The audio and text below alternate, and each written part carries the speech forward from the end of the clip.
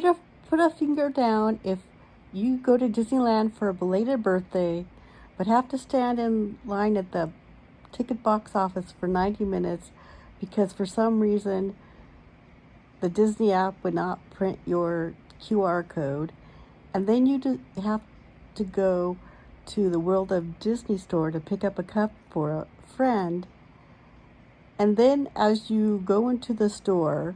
and you show the cast member the cup you would like, you suddenly have to go over to a trash can and hold on for dear life. And then you find yourself on the floor and you hear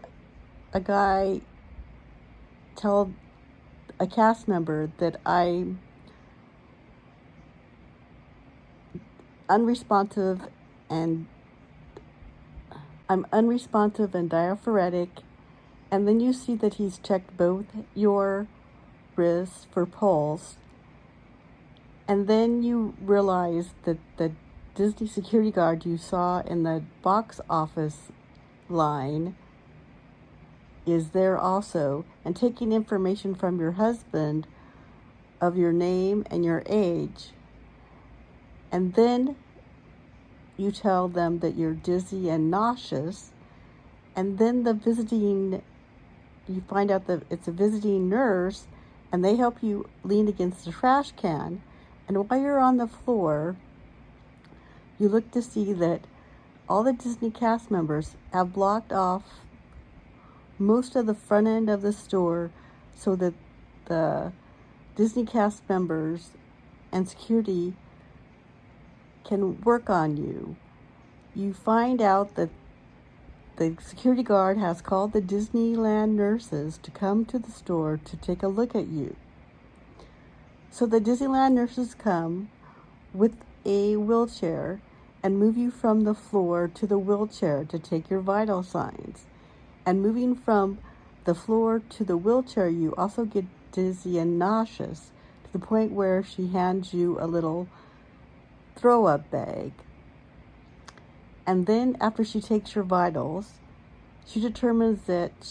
they need to call the Anaheim paramedics because they don't like my vital signs and how my responses were. So while you're waiting for the Anaheim paramedics, while you're in a wheelchair, you notice out front that there's all these